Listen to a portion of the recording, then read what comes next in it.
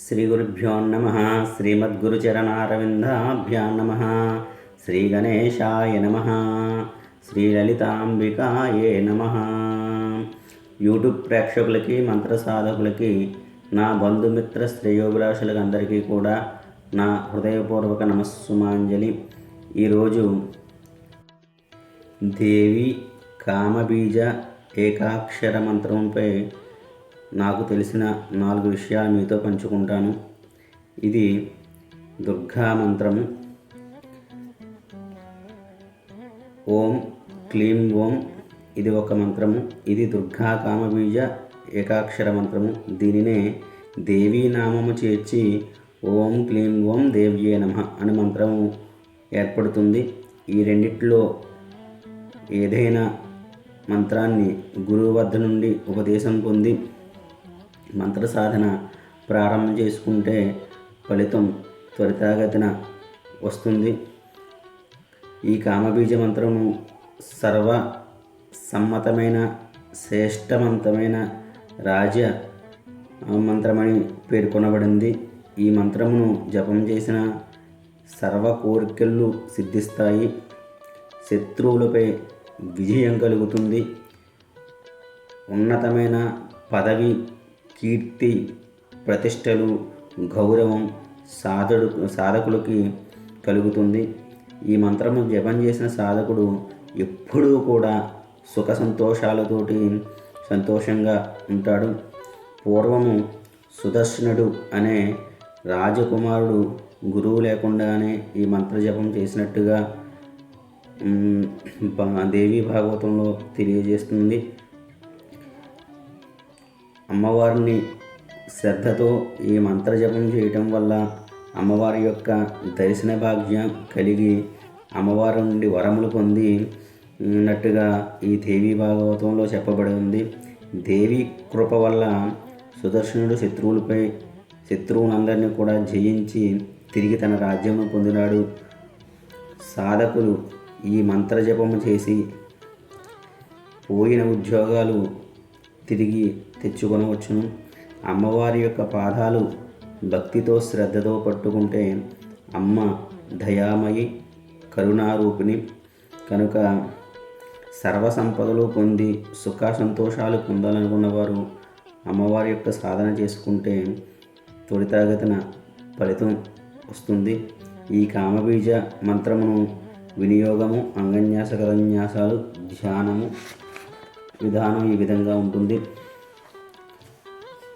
వినియోగము అస్య శ్రీ కామబీజ ఏకాక్షర మహామంత్రస్య ప్రజాపతి ఋషి ఉష్టిప్ఛందః శ్రీ మహాకాళీ దేవత హ్రీం బీజం హుం శక్తి క్లీం కీలకం సర్వకామాబ్ధే వినియోగః ఋషిన్యాసం ఓం ప్రజాపతి ఋషియే నమః శిరసి ఉష్టిఛందసే నమః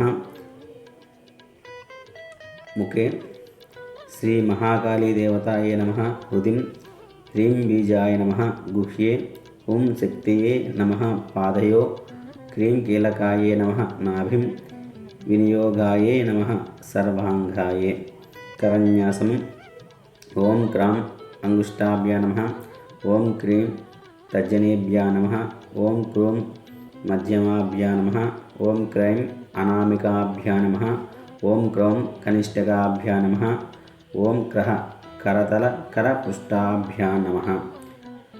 తరువాత హృదయన్యాసం ఓం క్రాం హృదయాయ నమః ఓం క్రీం శిరసే స్వాహ ఓం క్రూం శిఖాయే ఔషటు ఓం క్రైం కవచాయ హుం ఓం క్రౌం నేత్రత్తయాయ ఔషటు ఓం క్రః అస్త్రాయ ఫటు. అథ ధ్యానము. ఈ ధ్యాన శ్లోకాన్ని గురువు వద్ద నుండి గ్రహించండి.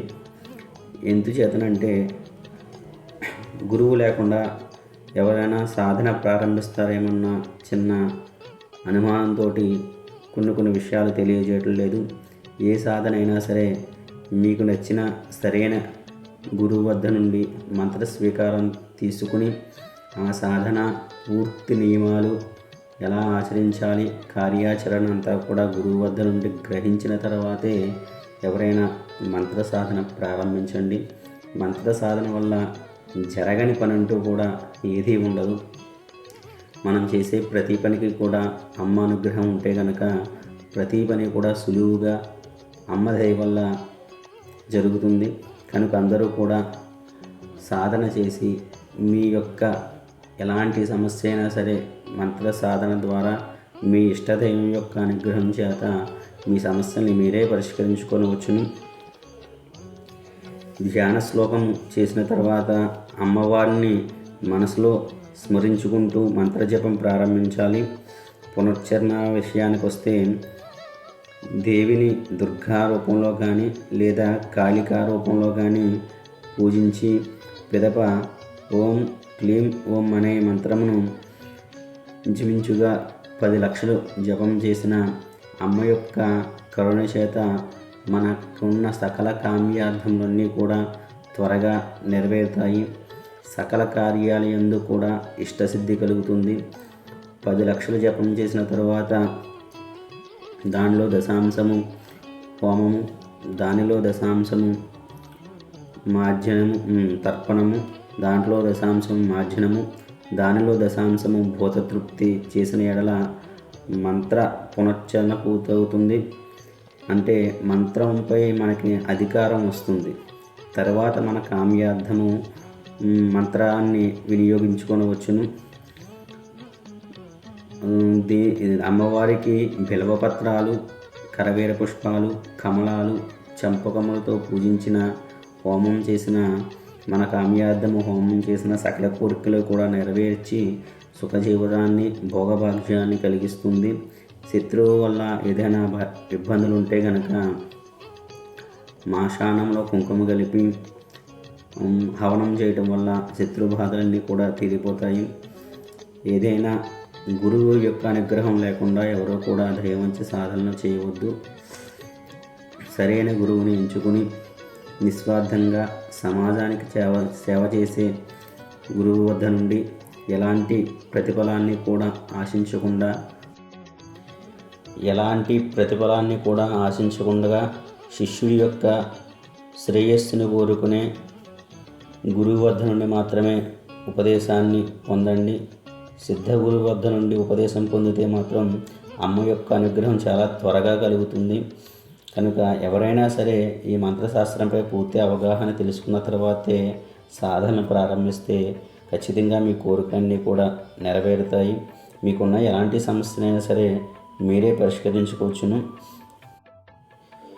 నేను చేసిన వీడియో కనుక మీకు నచ్చితే కనుక నా వీడియోని మీకు తెలిసిన మీ బంధుమిత్ర శ్రేయోభిలాషులకి షేర్ చేయండి.